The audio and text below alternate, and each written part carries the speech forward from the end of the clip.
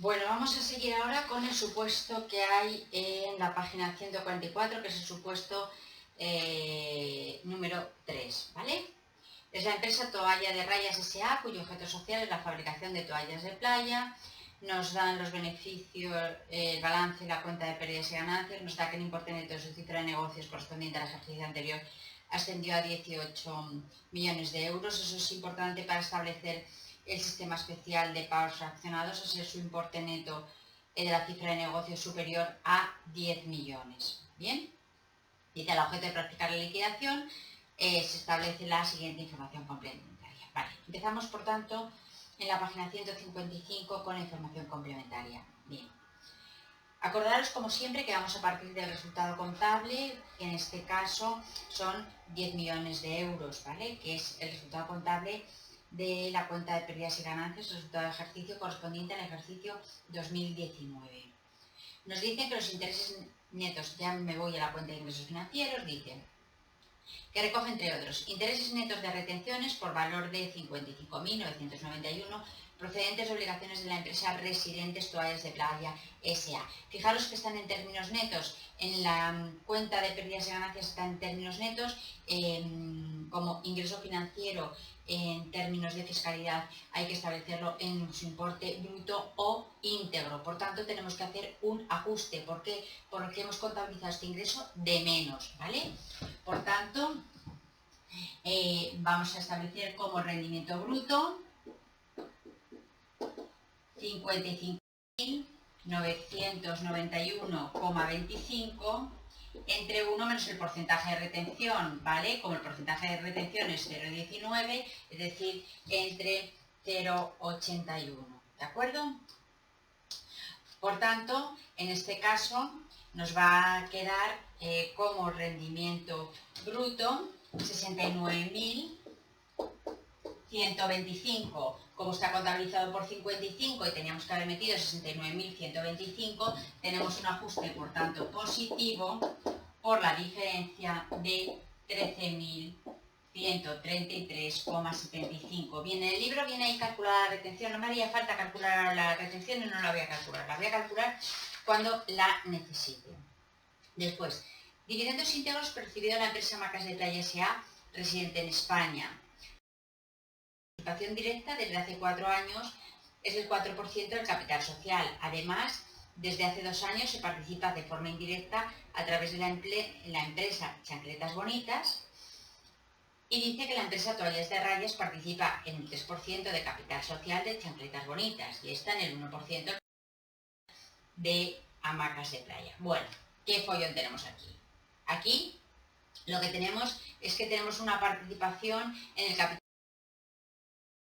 Bien, para que sea de aplicación la exención, si es que se establece la exención, tiene que ser una participación superior al 5%, ya sea de forma directa o sea de forma indirecta durante al menos un año.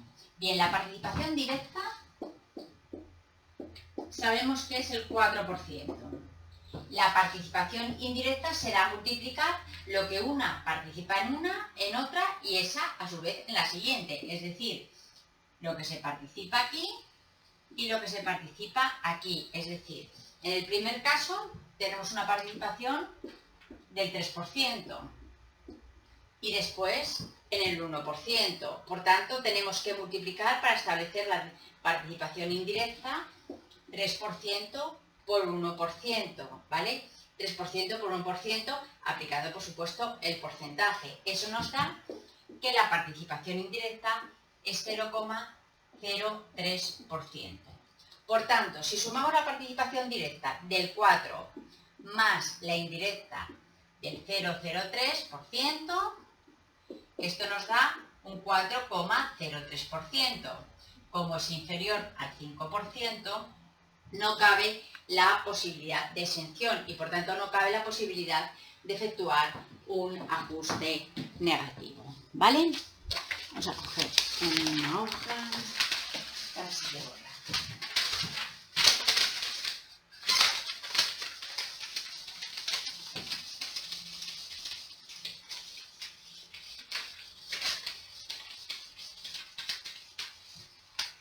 Venga, seguimos. nos dice: dividendos íntegros percibidos de la empresa Esterillas S.A. residente en España, 6.000.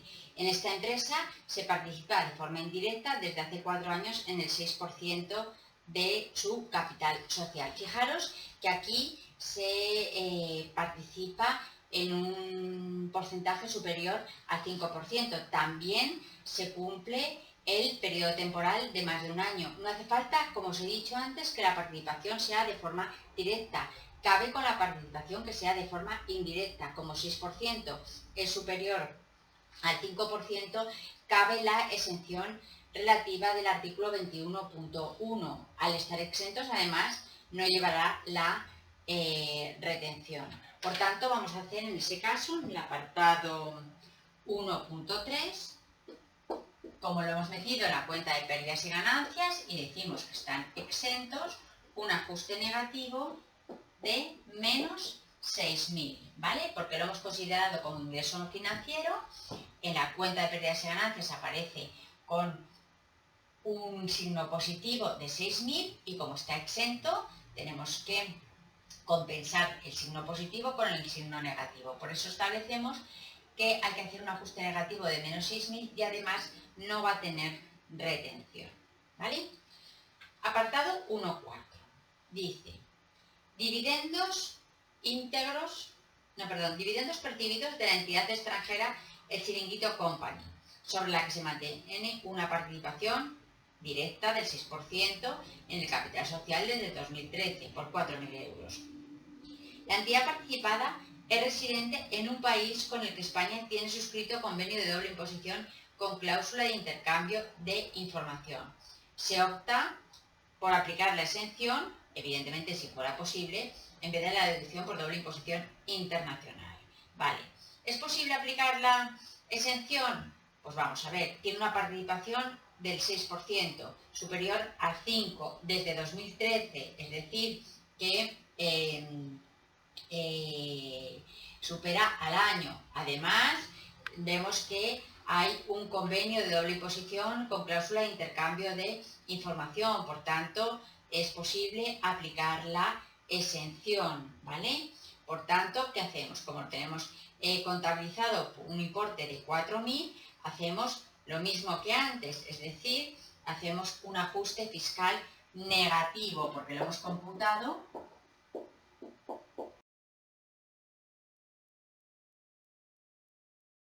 ¿vale? En este caso nos vuelve a pasar lo mismo, no existirá retención, lo tendremos que tener en cuenta cuando apliquemos las retenciones. ¿Por qué no existe retención? Porque está exento. Si está exento es que no va a estar sometido a tributación y por tanto la retención, en tanto en cuanto es una cantidad a cuenta del impuesto, por eso no aparecen las retenciones, ¿vale? La cuenta de gastos financieros. Nos dice que la cuenta de gastos financieros recoge, entre otros, dice: pago de intereses a entidades bancarias por préstamos relacionados con la actividad, 10.000. Un pago de interés a una entidad bancaria no tiene ningún problema, es gasto deducible, por tanto no habrá que hacer ningún tipo de ajuste. Por tanto, el apartado 2.1 no hacemos ajuste. El apartado 2.2, distribución de dividendos. Ya sabemos que cualquier retribución de fondos propios no es gasto deducible, los dividendos son retribución de fondos propios, por tanto, como ha aparecido como un gasto y el impuesto nos dice que no es deducible, hacemos un ajuste fiscal positivo por 300.000, ¿vale? Apartado 2.3. Pago de intereses por un préstamo contraído con una empresa de tintado de toallas perteneciente al mismo grupo empresarial. Volvemos a lo mismo. No es gasto deducible. ¿Por qué? Porque es un gasto financiero asociado al mismo grupo empresarial. Para que fuera deducible, tendría que ser por motivos económicamente válidos. Como en este caso no nos dice que sea por motivos económicamente válidos, volvemos a hacer un ajuste fiscal positivo de 100.000. Apartado 2.4. En el apartado 2.4, sin embargo, es exactamente lo mismo que el 2.3, pero por motivos económicamente válidos. Es decir, es un gasto deducible. Por tanto, contabilidad y fiscalidad coinciden. No procedemos a efectuar ningún ajuste, ¿vale? Bien, por tanto, habríamos acabado ingresos y gastos financieros como tales. ¿Qué nos queda ahora?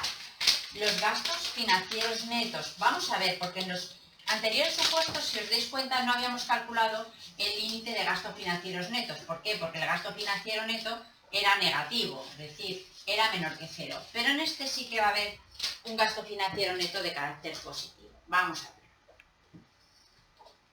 A ver, fijaros que tenemos gasto financiero neto, ¿vale? Vamos a coger como límite el mayor, o 1 millón o el 30% del beneficio neto operativo. Beneficio neto operativo, ¿vale? Para calcular el gasto financiero tenemos que calcular el gasto financiero que sea deducible, ¿vale?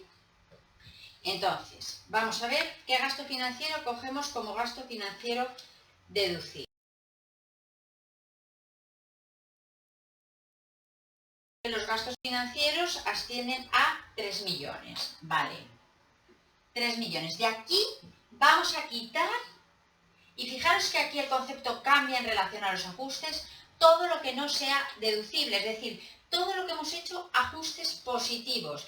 Y si nos vamos al apartado 2, hemos visto que hemos hecho ajustes positivos por el apartado 2.2, que es la distribución de dividendos, por tanto, como no es deducible, lo quitamos. Y también quitamos el apartado 2.3 del pago de intereses por un préstamo contraído con una...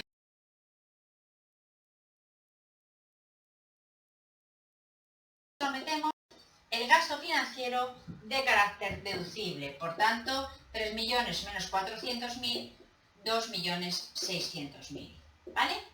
Bien. Ingresos financieros. ¿Tenemos que coger solo todos los ingresos financieros? No. Solo tenemos que coger los ingresos financieros derivados de la cesión a terceros de capitales propios. Es decir, tenemos que coger aquellos ingresos financieros que no se derivan de nuestra participación en el capital social de las entidades. Y como ya vimos cuando expliqué este concepto, tendremos que hacer ajustes también en caso de que haya alguno que se haya establecido en términos netos y haya habido que elevarlo a íntegros, ¿vale?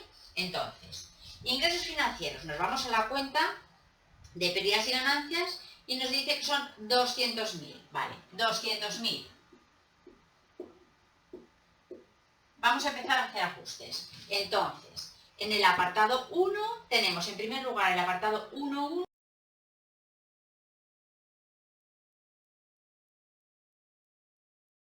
elevado a íntegros, ¿vale? Es decir, hemos hecho un ajuste positivo, por tanto, tenemos que hacerlo también aquí, que es 13.133,75, ¿vale?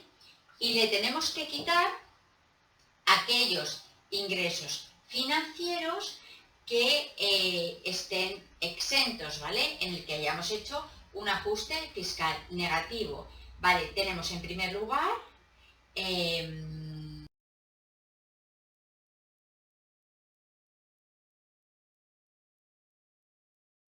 capitales propios. Por tanto, en primer lugar, esos ingresos financieros, aunque en este caso, en el apartado 1.2, no hayamos hecho ajuste negativo porque no procede la exención, como no son relativos a la cesión a terceros de capitales propios, los tenemos que quitar. Por tanto, me parece que son menos 10.000, vale.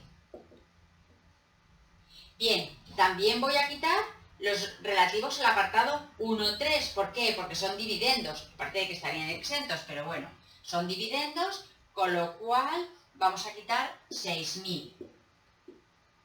¿Vale? Y en el apartado 1.4 vuelve a ser dividendos y vamos a quitar menos 4.000. Es decir, estos dos últimos conceptos los que vamos a quitar porque además de ser exentos, no son ingresos financieros derivados de la cesión a terceros de capitales propios. propios. Es decir, estos son dividendos, estos son dividendos y estos son dividendos.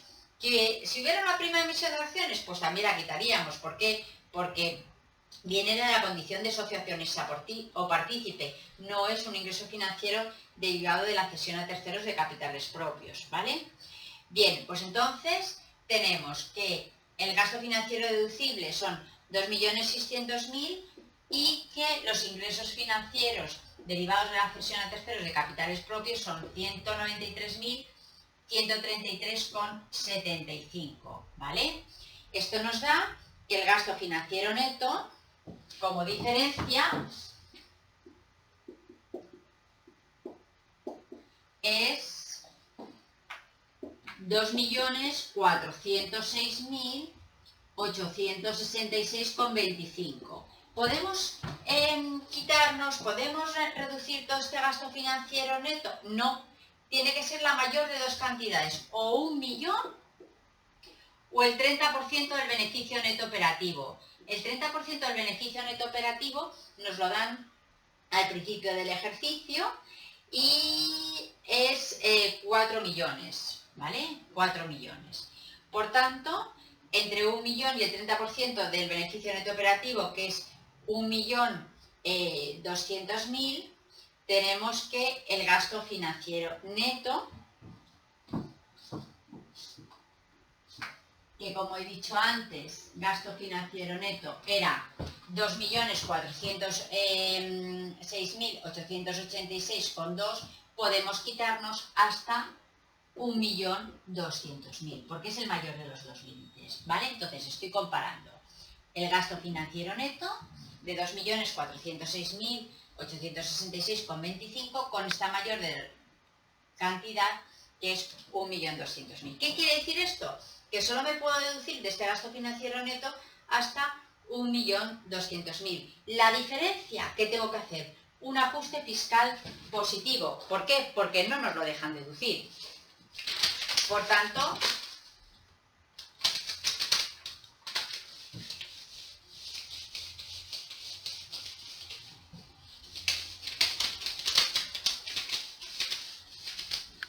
vamos a establecer como diferencia y por tanto un ajuste fiscal positivo de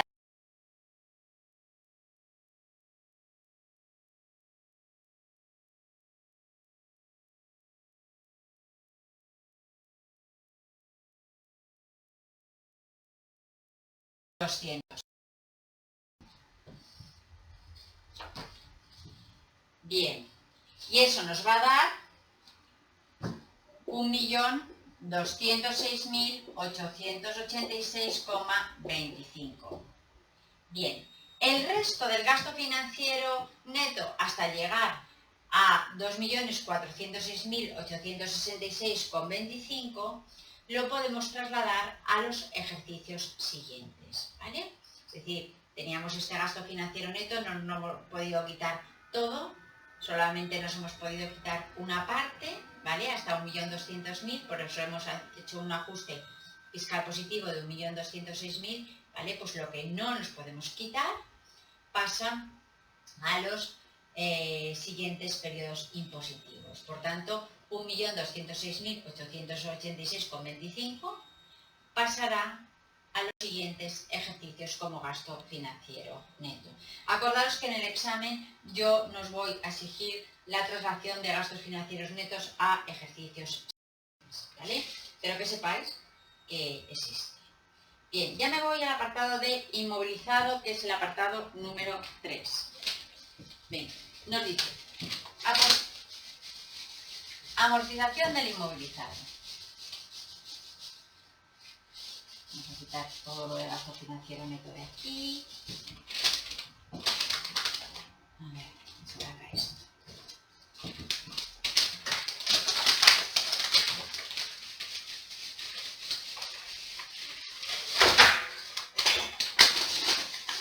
Ay, madre, las cosas del directo.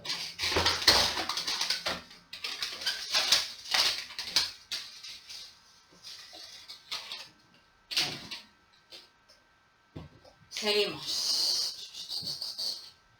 Venga, amortización del inmovilizado. Incluyen, entre otras, apartado 3.1. Dice, la empresa contabiliza 15.000 euros por la amortización de una máquina adquirida el 1 de marzo de 2018 por 110.000, con un valor residual de 10.000.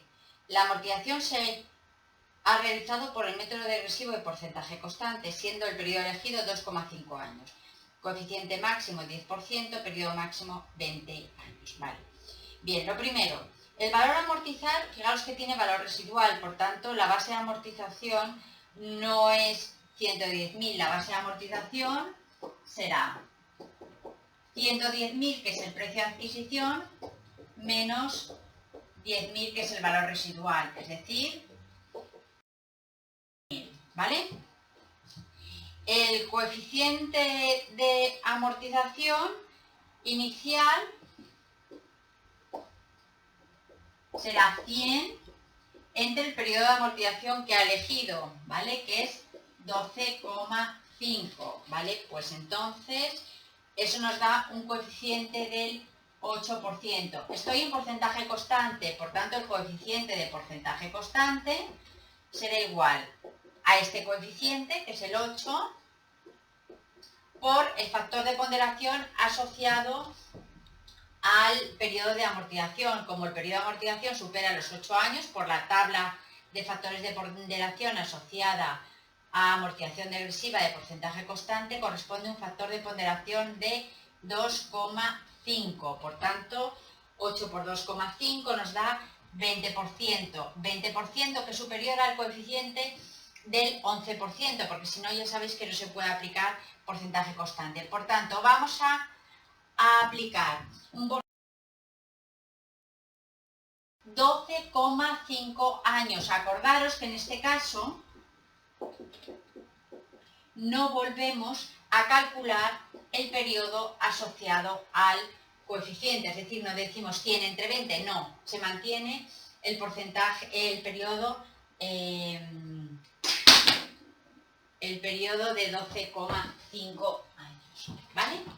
Bueno, pues entonces ahora lo que vamos a hacer es calcular la amortización teniendo en cuenta que la base de amortización en porcentaje constante siempre es el valor pendiente de amortizar del ejercicio anterior. Entonces, el año 2018 dice que la máquina esta se compra en marzo, por tanto, vamos a amortizar desde marzo, es decir, enero y febrero no la vamos a amortizar, es decir, que vamos a amortizar solamente 10 meses. Por tanto, en el año 2018, voy a calcular 2018 porque no es una amortización lineal.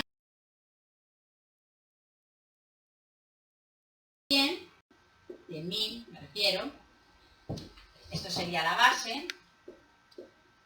La amortización anual sería 20% por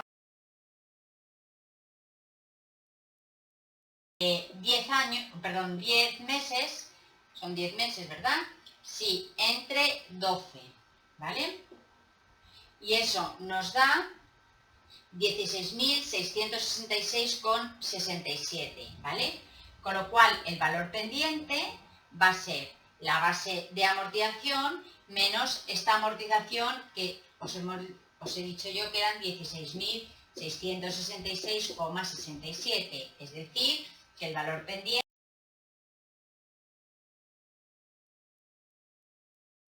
con 67 es 83.333 con un 3 periódico, ¿vale?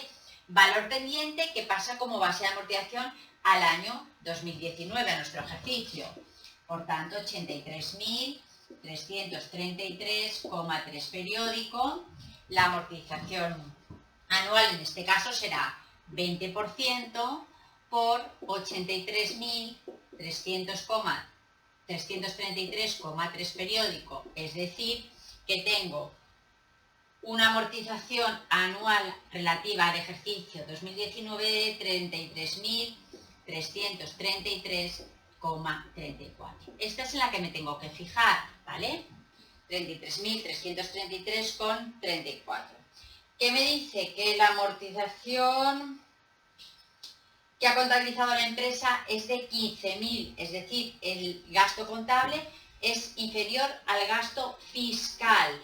Por tanto, cabría la posibilidad, nosotros podríamos decir, hombre, pues hacemos un ajuste fiscal negativo. No.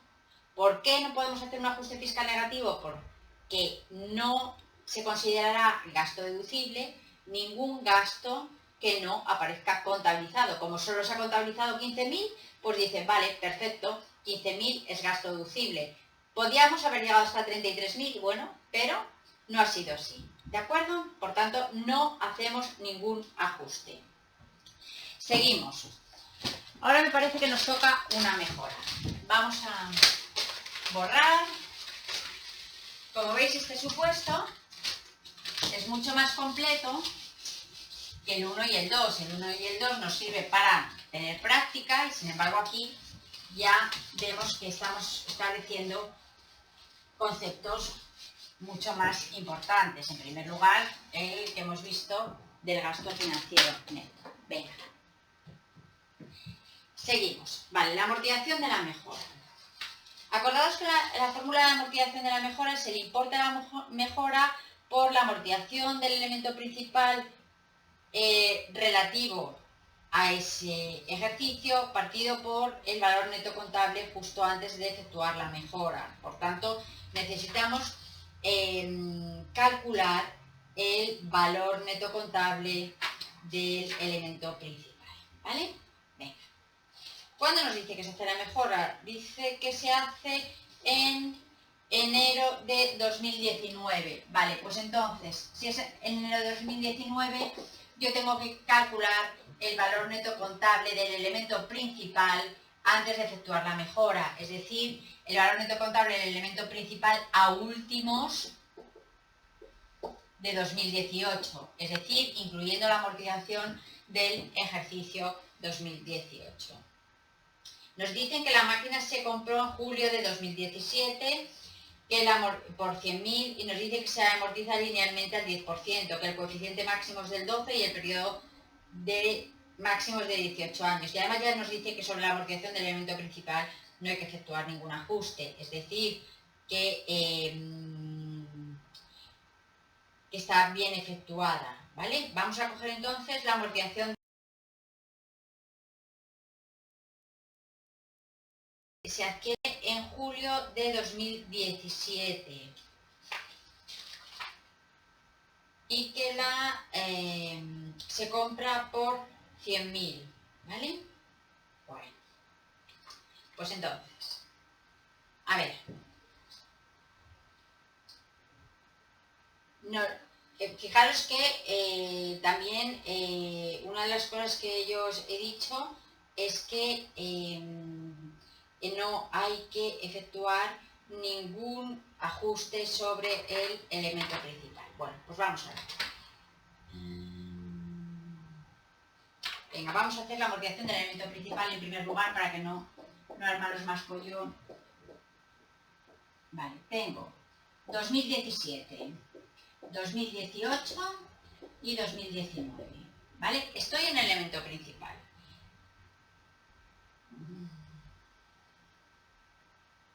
Vale, el elemento principal se amortiza linealmente al 10%, por tanto será 10% por el valor de adquisición, porque no nos dice que haya valor residual, por tanto por 100.000.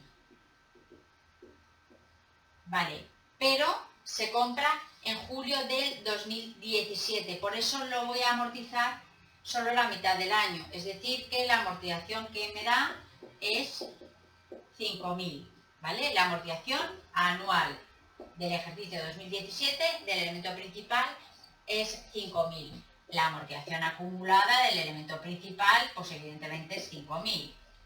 Bien, en 2018 ya la amortización es el 10% por 100.000 y por tanto va a ser 10.000.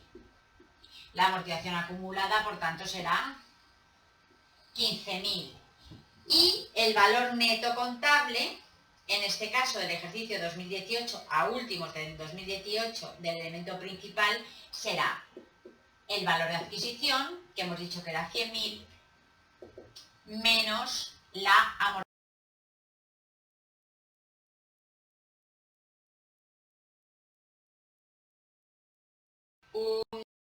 valor neto contable de 85.000.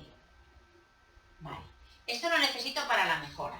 Y además necesito para la mejora la amortización correspondiente del elemento principal correspondiente al ejercicio 2019. Evidentemente, como es lineal, pues lo mismo. 10% por 100.000 igual a 10.000. Vale, entonces fijaros, necesito la amortización corriente y necesito el valor neto contable, ¿vale? La amortización anual de la mejora será, correspondiente al año 2019, será importe de la mejora, amortización de la mejora. ¿Cuánto es el importe de la mejora?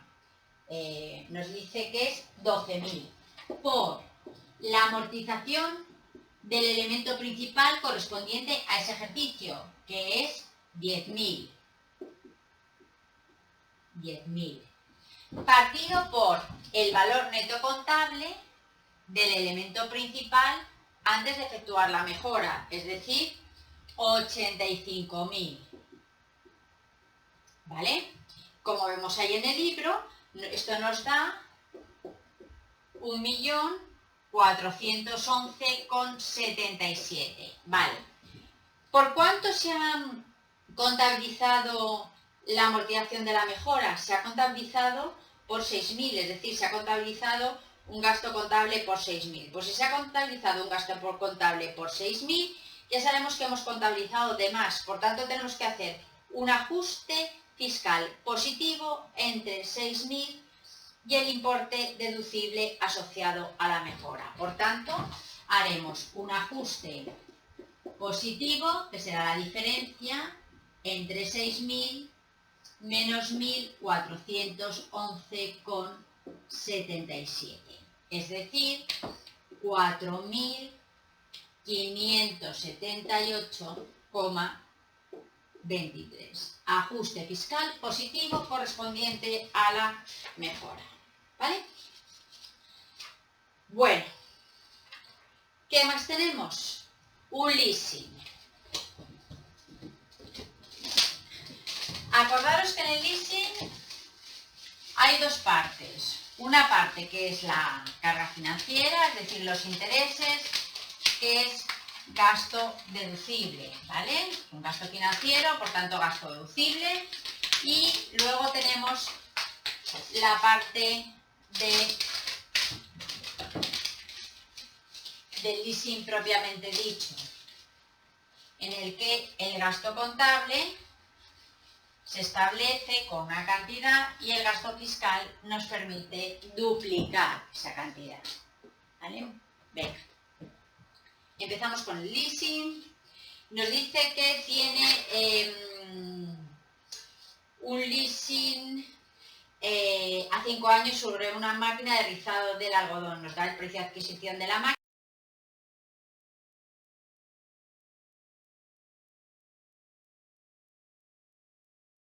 Toda la recuperación del coste que tenemos de los años 2017, 18, 19, 20, 21, la opción de compra. Si sumamos a la recuperación del coste la opción de compra, nos va a dar el precio de adquisición de la máquina. ¿Vale?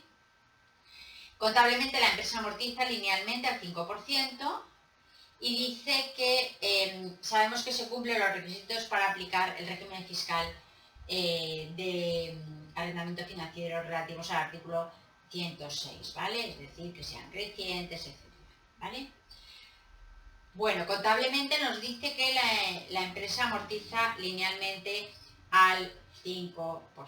Pues venga. La carga financiera, que también nos la dan, no tiene ningún problema, ¿vale?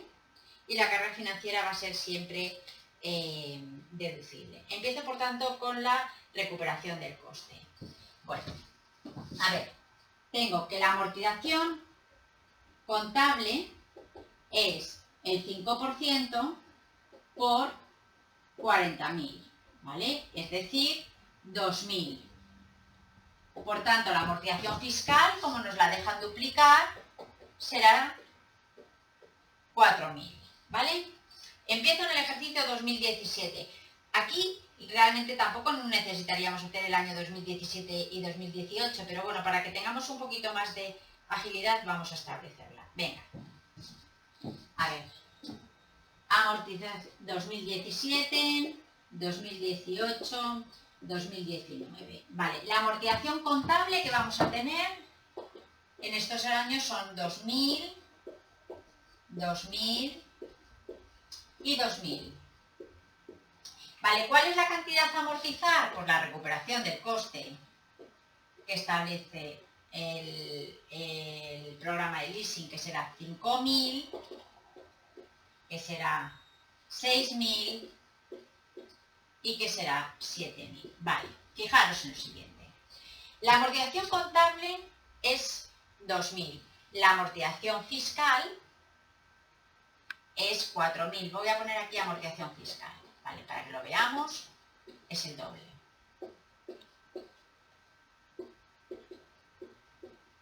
Aquí, amortización fiscal. Fijaros que es amortización. Aquí voy a poner ajuste fiscal. Y aquí voy a poner pendiente de amor. Pendiente, ¿vale? Cantidades pendientes, ¿vale? Bien. Lo que yo tengo que amortizar son 5.000. Yo he podido contabilizar hasta 2.000. Y me dejan que sea gasto deducible hasta 4.000. Es decir, que he amortizado 2.000. Contablemente, fiscalmente me dejarían hasta 4.000. Por tanto, eso significa que yo puedo hacer un ajuste fiscal negativo por la diferencia de 4.000 y 2.000 menos 2.000. Ahora bien, ¿he podido amortizar toda la cantidad? Es decir, fijaros una cosa. Yo tengo aquí que tengo que amortizar 5.000. Contablemente me dejan hasta 2.000. Fiscalmente me dejan hasta 4.000, ¿vale? Por tanto, esta diferencia la puedo subsanar. Por tanto, aquí hago un ajuste fiscal negativo por esta diferencia de 2.000. Sin embargo, esta, desde 4.000 hasta 5.000, no la puedo subsanar. Es decir, no me dejan que suba más la amortización fiscal. No me dejan llegar hasta 5.000. Por tanto, ¿qué pasa? Que hay una cantidad del coste que tengo que amortizar que no voy a poder amortizar. ¿Cuánto? La diferencia entre 5.000 y 4.000, es decir, 1.000.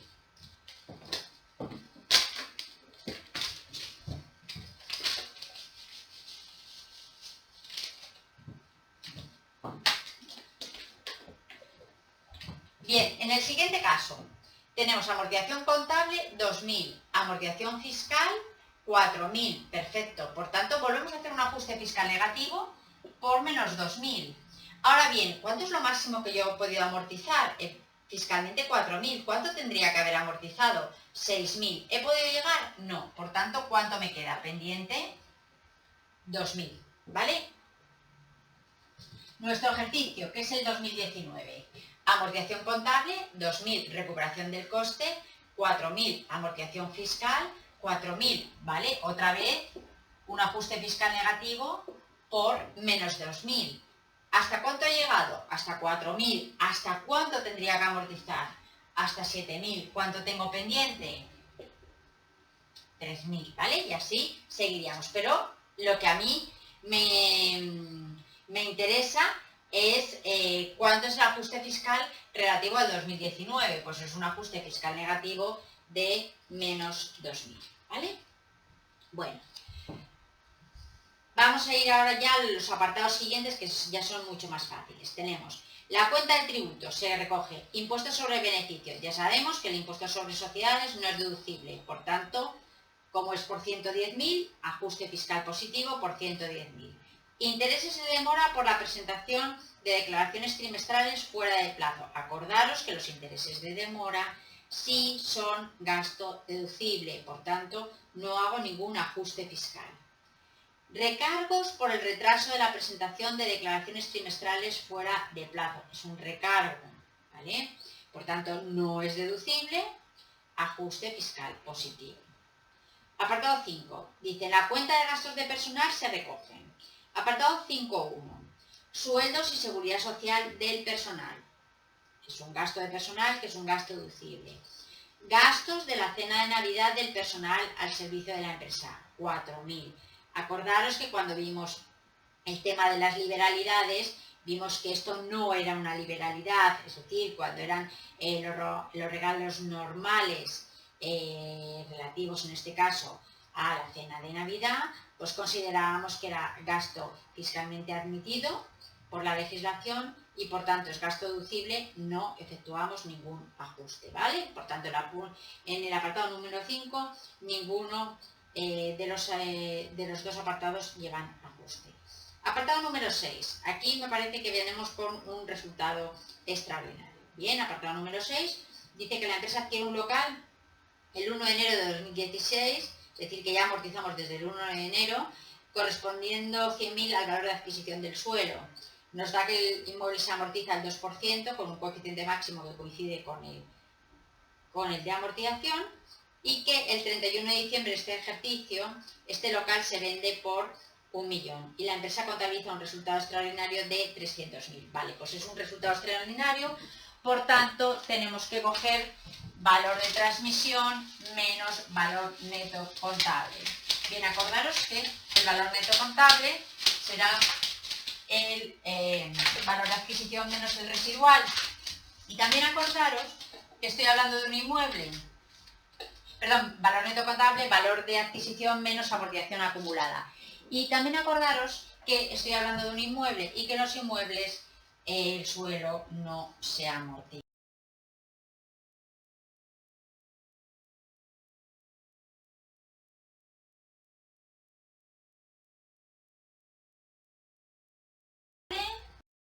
De adquisición menos las amortizaciones acumuladas. Las amortizaciones acumuladas que nos están diciendo que se adquiere el 1 de enero de 2016 y se vende el 31 de diciembre de 2019. Por tanto, tenemos 16, 17, 18 y 19. 4 ejercicios para amortizar, ¿vale?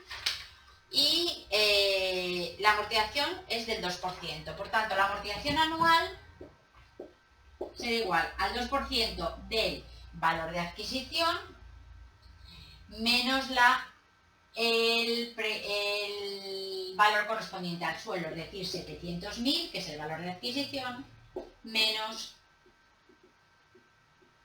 100.000, ¿vale? Esta es la amortización anual. Para que sea acumulada tenemos que multiplicar esa amortización anual, que son 600.000 por el 2%, lo tenemos que multiplicar por 4 años. Por tanto, el valor neto contable será el valor de adquisición, que es 700.000, menos lo que nos da esta amortización anual convertida en acumulada. Para convertirla en acumulada, lo único que tengo que hacer es multiplicar esto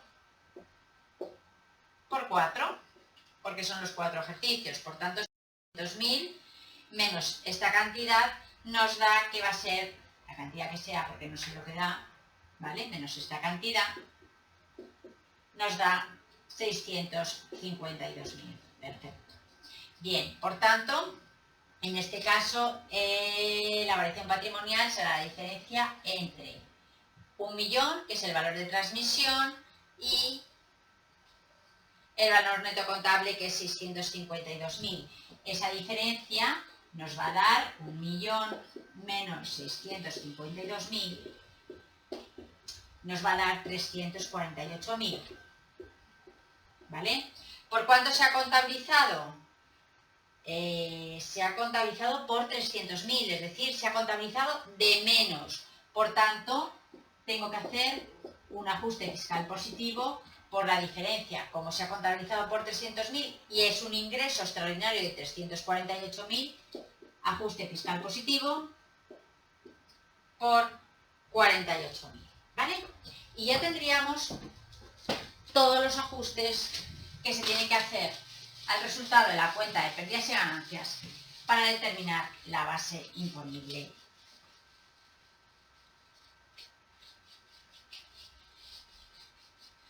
Reducida. Venga, empezamos.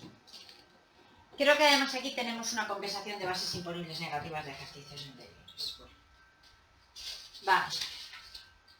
Tenemos el resultado contable, como siempre, de 10 millones hacemos los ajustes fiscales positivos y negativos y la compensación entre los ajustes fiscales positivos y negativos se lo sumamos al resultado contable y nos va a dar una base imponible previa de 11.775.578,23, ¿vale? Esto es una base imponible previa. Aquí irían las reducciones, acordaros aquellas reducciones que teníamos relativas a cajas de ahorro, etcétera, no las reserva de capitalización, no tenemos ninguna, con lo cual la base imponible previa me va a coincidir con la base liquidable, ¿vale?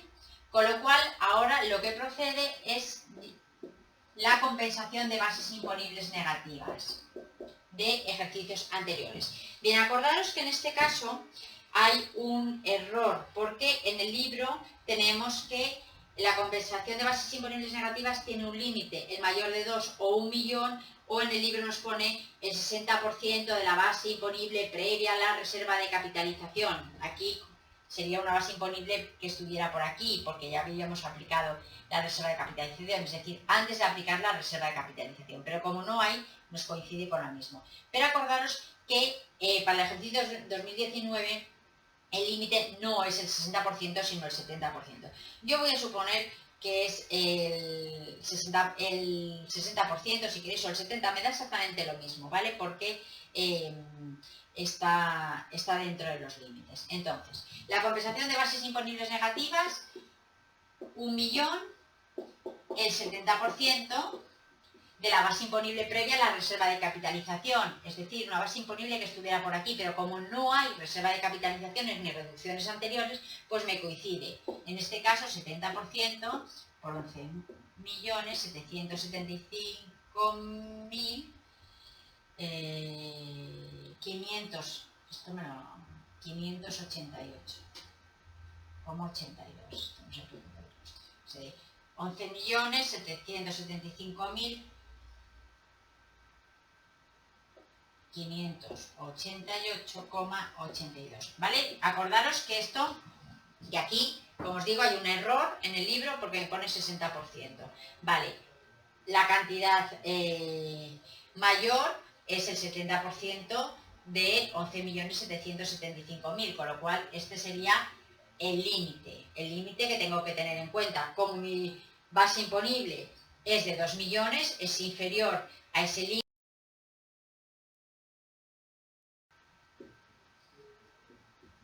Me puedo quitar toda la compensación de bases imponibles negativas, ¿vale? Porque tengo que elegir el mayor, y el mayor es el del 70%, por tanto puedo quitar la compensación de bases imponibles negativas, por lo cual mi base imponible ya será 11.775.588, ¿vale? Lo que tengamos aquí, lo veis en el libro, menos la compensación de bases imponibles negativas, que son 2 millones, eso me da que tengo una base imponible, si está bien restado, que simplemente lo único que tengo que hacer es restar a esta base imponible los 2 millones, ¿vale? Por tanto, esto será 9.775.578,23, si es que está bien hecho, ¿vale? La resta, que supongo que sí. A la cuota íntegra, ¿qué es lo que tengo que hallar ahora? La cuota íntegra. La cuota íntegra simplemente es multiplicar la base imponible por el 25%, con lo cual será 2.443.894,56. Vale. A esta cuota íntegra le tengo que quitar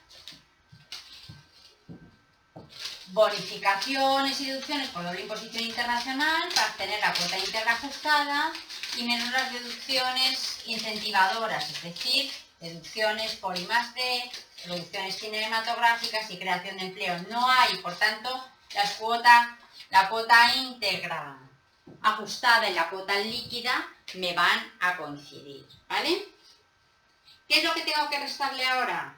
los pagos fraccionados y las retenciones. Y lo más importante, voy a coger las retenciones, porque los pagos fraccionados ya lo sabéis hacer. Las retenciones me tengo que ir a la cuenta de ingresos financieros, ¿vale? Entonces, voy a ver. Ingresos financieros, sabemos que es el porcentaje de retención es 19%, ¿vale? Y va a ser 200.000 y voy a ver qué ajustes tengo que efectuar, ¿vale? Tengo un ajuste de un instrumento financiero que estaba en términos netos y habría que pasarlo a íntegros, que es el que viene en el apartado 1.1, ¿vale? Y ese ajuste asciende a 13.133,75, ¿vale? Y luego le tengo que restar aquellas cosas que no lleven retención, como ya os he explicado. Y aquí, cosas que no llevan retención son aquellas cosas que hemos considerado que estaban exentas, porque no hay detrás del tesoro. Y las que hemos considerado que estaban exentas eran el apartado 1.3, que era unos dividendos de una empresa residente que se participaba en el 6% y además desde hacía 4 años, esos dividendos, ¿verdad? Y los del apartado 1.4, es decir, que le tengo que restar menos 6.000, pero no porque sean dividendos, ¿vale? Sino porque están exentos y por tanto, si no están sometidos a tributación, no llevan retención, ¿vale? Bien, pues esto me da que esta base de retención es 203.133,75, ¿vale? Le aplico el 19% y me da que la retención va a ser 38.595,41, ¿vale? Pagos fraccionados, los pagos fraccionados, vale, esta es una gran empresa que nos dice al principio que el importe neto de su cifra de negocios correspondiente al ejercicio anterior ascendió a 18 millones de euros, es decir, que es más de 10 millones de euros. Entonces, en ese caso, cuando es más de 10 millones de euros, hay un sistema especial, es decir, el porcentaje no es 5/7 del tipo de gravamen redondeado por defecto, que era el 17, ese es para aquellas empresas cuyo importe neto de cifra de negocio supere los 6 millones. Aquí el porcentaje de pago fraccionado es 19/20, si yo no me equivoco, ¿no? 19/20 del tipo de gravamen, en este caso el 25%, redondeado por defecto, y redondeado por defecto nos da el 24%. Bien, esto no lo voy a repetir porque ya lo sabéis.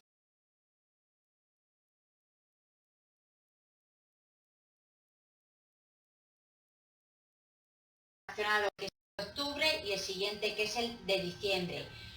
Aplicamos el 24% solo a la parte de base imponible relativa a los 3 primeros meses, a los 9 primeros meses y a los 11 primeros meses. Quitamos en todos los casos las retenciones acumuladas y en el segundo y en el tercero quitaremos los pagos fraccionados anteriores. Y una vez que